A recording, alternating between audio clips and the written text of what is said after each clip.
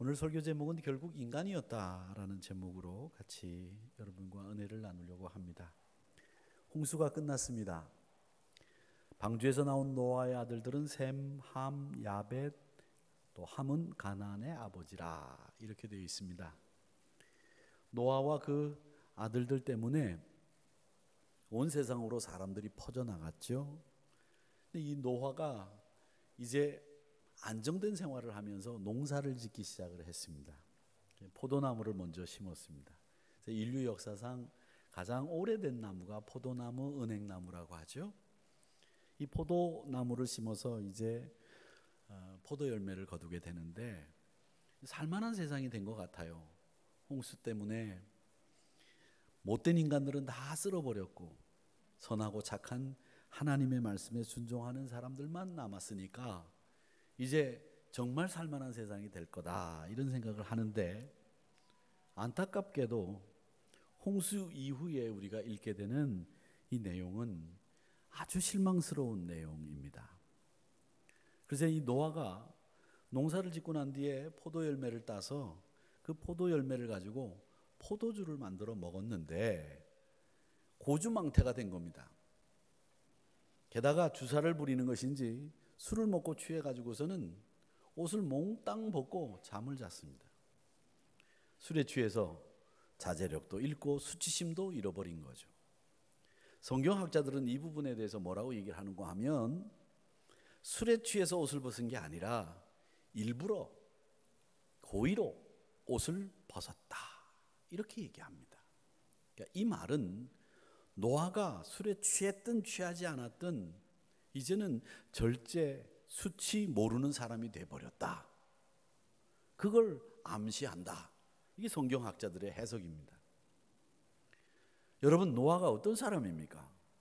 노아는 사람들이 비웃고 손가락질하고 욕을 해도 묵묵히 방주를 만들면서 자기의 믿음의 뚝심을 보여줬던 인물이 노아인데, 이 노아가 망가진 거예요.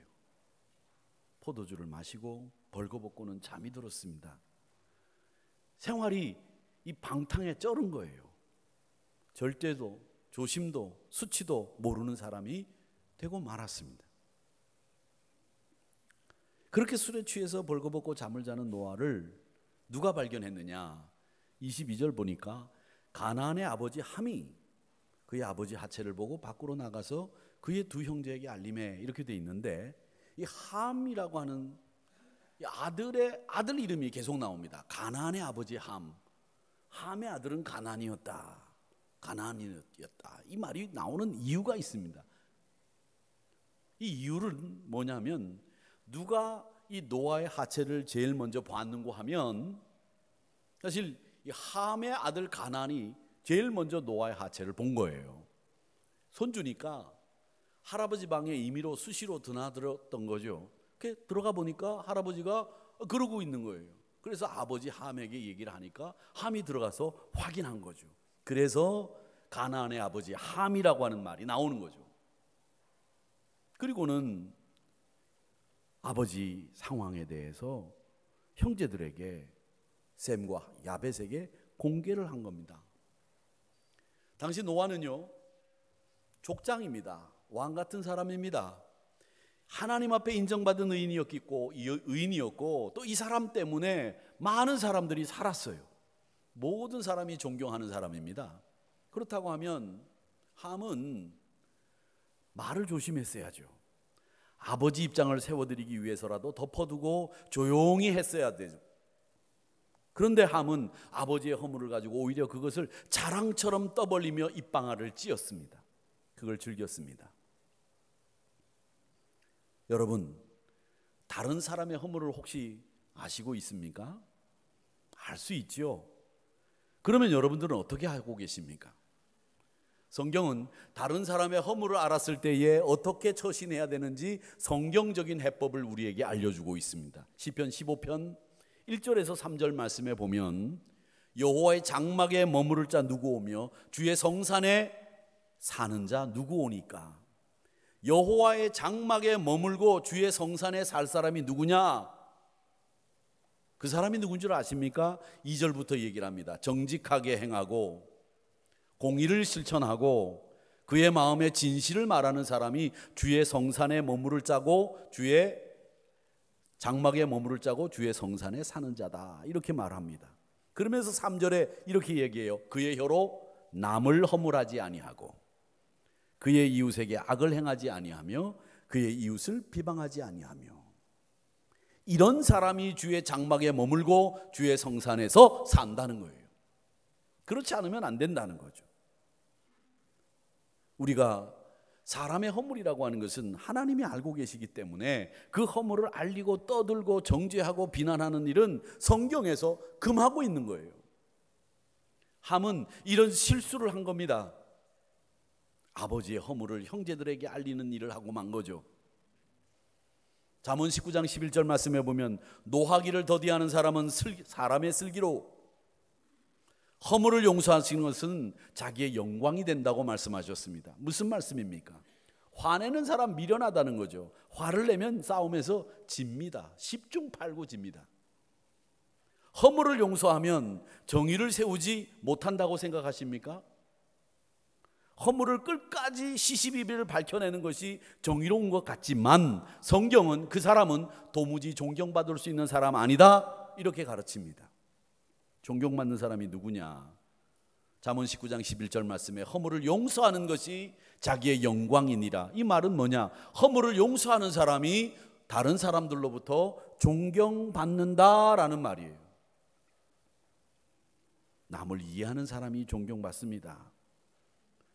그래서 잠언 14장 1절에서는 지혜로운 여인은 자기 집을 세우는데 미련한 여인은 자기 손으로 그것을 허문다고 말씀하고 있습니다. 함은 자기의 집을 지금 허물고 있습니다. 아버지의 명예를 실추시키고 아버지의 허물을 공개함으로 말미암아 자기 집안을 지금 허물고 있는 미련한 짓을 한 거죠. 어떤 집이든 어떤 사람이든 허무는 함과 같은 사람이 돼서는 안 됩니다. 이런 사람이 미련한 사람이에요. 여러분들이 어느 공동체에 있든지 간에 사람들이 다 완전할 수 없어요. 허물이 다 있습니다.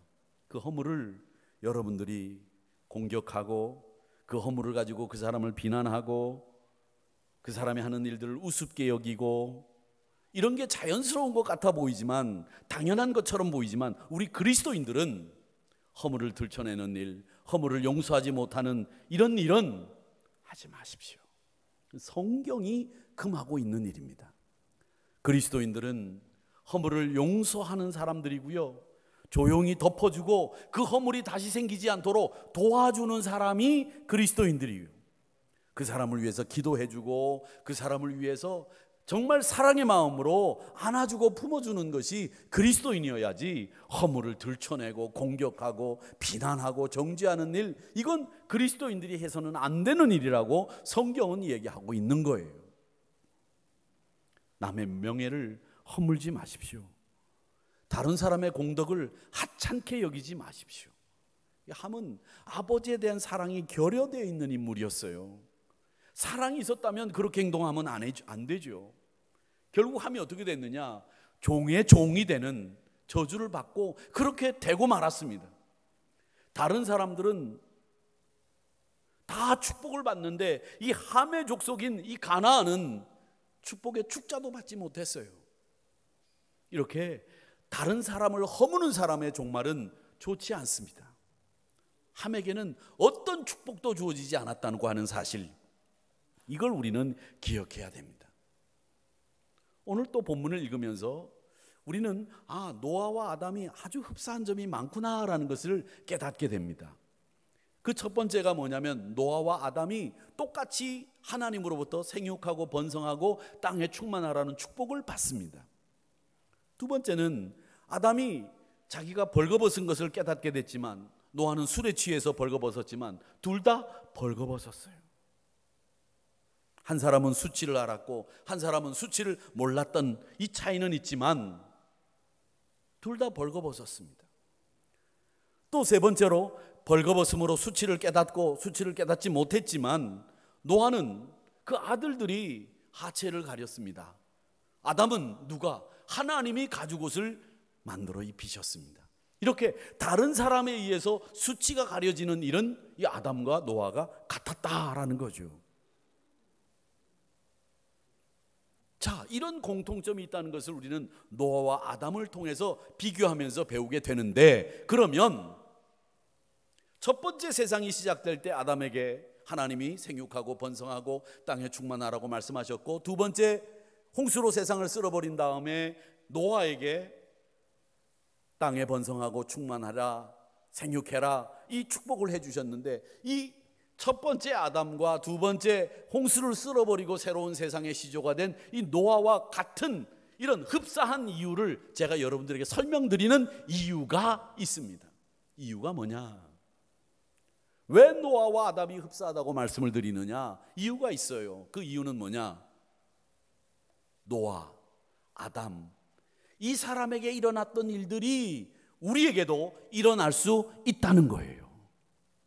아담과 노아가 흡사했던 것처럼 우리도 그런 흡사한 삶을 살 수 있다는 걸 명심해야 됩니다.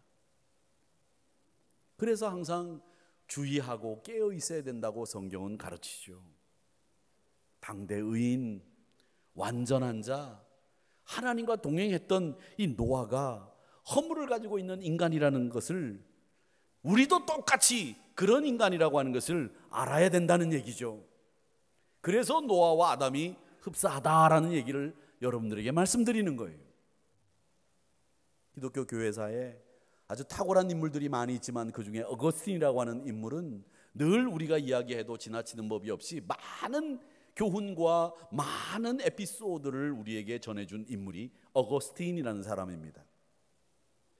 이 어거스틴은 성령과 문자라는 책에서 우리에게 이런 얘기를 합니다. 인간은 어느 누구도 완전하지 않다고, 누구도 이 땅에서 그리스도를 제외하고는 완전한 이가 없고 그럴 수도 없다. 사람은 완전하지 않다는 거예요. 다 허물이 있다는 거죠. 이 어거스틴은 굉장히 똑똑하고 명철하고 논리에 있어서는 빈틈이 없는 사람이었습니다. 그래서 많은 이단자들과 논쟁을 벌이면서 한치의 오차 없이 그들을 물리치고 기독교의 교리를 완벽하게 세우도록 애쓴 기초석을 놓은 사람이 어거스틴입니다. 그런데 그가 논쟁을 벌이면서 사람들을 만날 때마다 완벽하고 탁월한 사람이라고 생각하고 만났지만 그 사람들에게 다 허물이 있고 실수가 있다는 거, 그리고 자기도 허물이 있고 실수가 많은 인간이라는 걸 깨달았기 때문에 이런 이야기를 하는 거예요. 완전한 사람이 없다는 거죠. 시편 14편 2절 3절의 말씀에 보면 이런 말씀이 있습니다. 하나님께서 하늘에서 인생을 굽어 살펴보시면서 지각이 있어서 뛰어난 지각에 뛰어난 사람이 하나님을 찾는가 살펴봤더니 다 인간들이라고 하는 것들이 치우쳐가지고 더러운 자가 되고 선한 일을 행하는 사람이 하나도 없는데 정말 하나도 없더라는 거예요. 이게 시편 14편 2절 3절의 말씀입니다. 이 말은 여러분, 우리 인간이 완전한 사람이 없다는 거예요. 그래서 바울은 뭐라고 얘기합니까? 고린도전서 10장 12절 말씀에서 그런즉 선줄로 알거든 넘어질까 조심해라, 이 말씀을 하고 있는 거예요. 우리가 섰다고 생각하면 그거 착각이라는 거예요. 그래서 넘어질 줄 알고 조심해야 된다, 이렇게 말씀하십니다. 어거스틴은 그 성령과 문자라는 책에서 덧붙여서 이렇게 얘기합니다. 하나님의 도움 없이 인간의 의지나 힘이나 인간 자신의 의로움을 통해서 완전함에 도달하거나 꾸준히 그를 향해서, 하나님을 향해서죠, 전진할 수 있다고 여기는 자들은 날카롭고 사정없이 아니다라고 말해야 된다. 노아의 타락으로 우리는 한 가지를 보는 거예요. 뭐냐? 인간 본성이 전적으로 타락했다는 거, 부패했다는 거예요. 인간은 스스로 설 수 없다는 겁니다. 홍수로 죄악의 모든 쓰레기가 쓸려나가고 부패한 인간이 다 죽었는데 새로운 환경과 새로운 시대가 열렸는데 스스로 노아는 자기를 다스리지 못하고 다시 공공연하게 악으로 떨어지고 말았습니다. 그래서 갈라디아서 6장 15절에서 이렇게 얘기합니다. 할례나 무할례가 아무것도 아니로되 오직 새로 지으심을 받는 것만이 중요하니라. 새로 지음 받는 것만 중요하다는 거예요. 할례가 무슨 소용이냐? 무할례가 뭐냐? 하나님이 우리를 새롭게 지으실 때만 우리가 변하고 새로운 존재가 되고 새로 태어날 수 있다는 거예요. 우리 안에는 아직도 변해야 될 것들이 얼마나 많은지 모릅니다.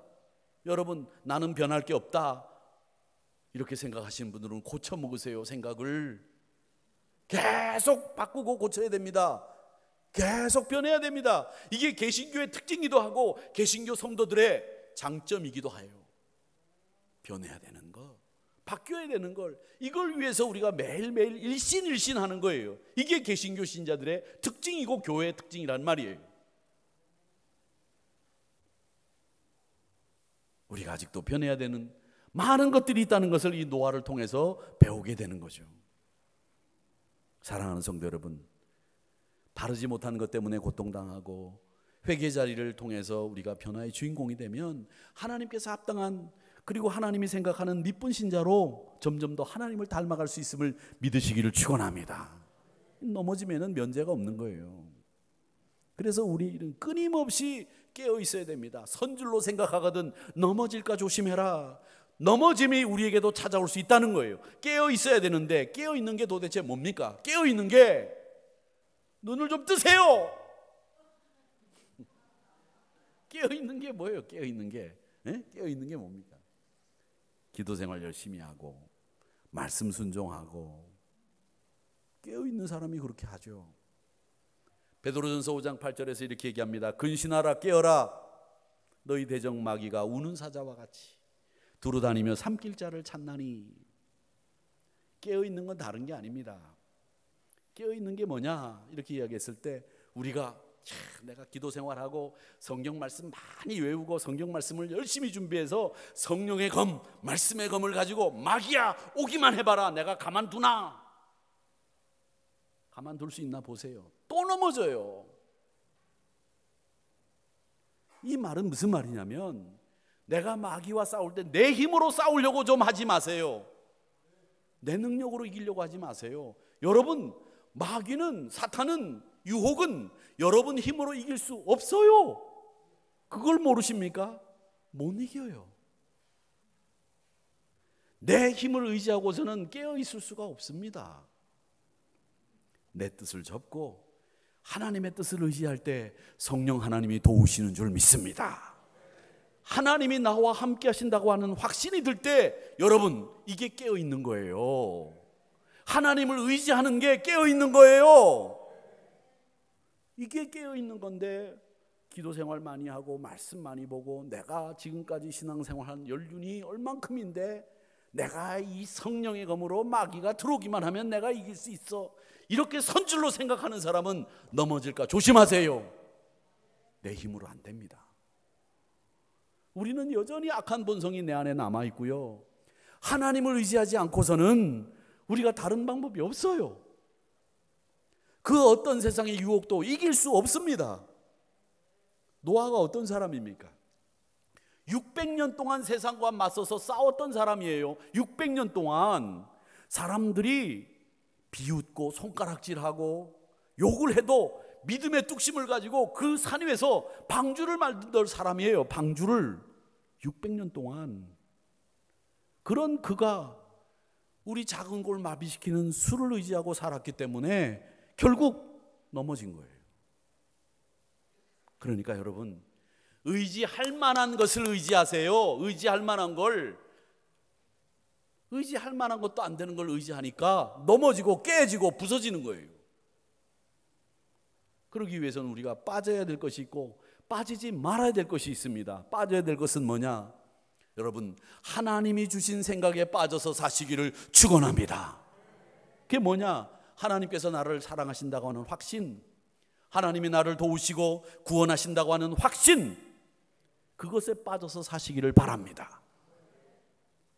이 확신을 가지고 기도하고 말씀에 순종하고 이런 확신을 가지고 살게 되면 시편 1편의 말씀처럼 악인의 꾀를 쫓지 않고 죄인의 길에 서지 않고 오만한 자의 자리에 앉지 않고 승리하는 성도가 될 수 있습니다.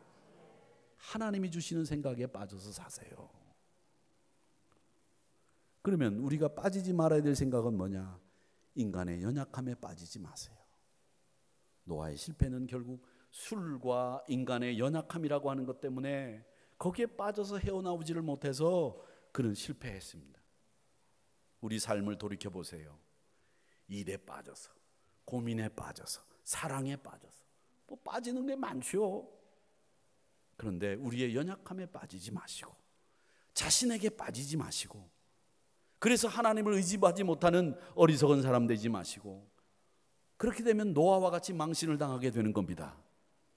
하나님이 주시는 생각에 빠져서 사시기를 축복합니다. 28절을 같이 한번 읽어보겠습니다. 28절 시작.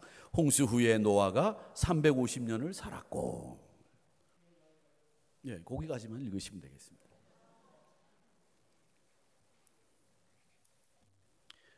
이 일이 있고 난 뒤에 무려 350년을 더 살았습니다. 아, 목사님 도대체 몇 년을 산 겁니까? 이 얘기를 하자는 게 아니에요.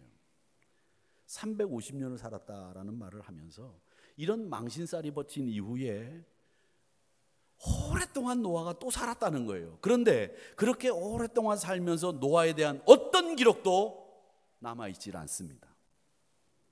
그 말 무슨 말이냐? 별 수 없이 살았다는 얘기예요. 별 수 없이. 아무런 기록도 남길 수 없는 비참하고 누구도 인정할 수 없는 인생으로 노아가 살았다는 얘기입니다. 우리가 읽은 이 비통한 노아의 이야기를 보시면서 여러분, 우리는 어떻게 사느냐가 중요한 것이지요, 얼만큼 사느냐가 중요한 게 아니에요. 여러분, 하루를 살아도 내가 어떻게 살았느냐 하나님 앞에 당당히 보여줄 수 있는 삶을 살아야죠. 350년을 살면 뭐합니까? 이 기운이 나이가 들면 아래로부터 빠진대요. 늙어가시는 순서가 그래서 제일 먼저 다리가 후들거리기 시작합니다. 그 다음엔 허리가 약해지고 그 다음엔 어깨가 결리면서 늙어갑니다. 제일 마지막에 빠지는 기운이 어디서 맨 마지막에 빠지냐면 여기서는 안 빠져요. 잘. 그래가지고 여기에는 힘이 쫙 몰립니다. 여러분, 기운이 아래로부터 빠진다는 걸 아셔야 됩니다. 기운을 아래에 꽉 채워야 이 기운이 여기만 남는 일이 없어요.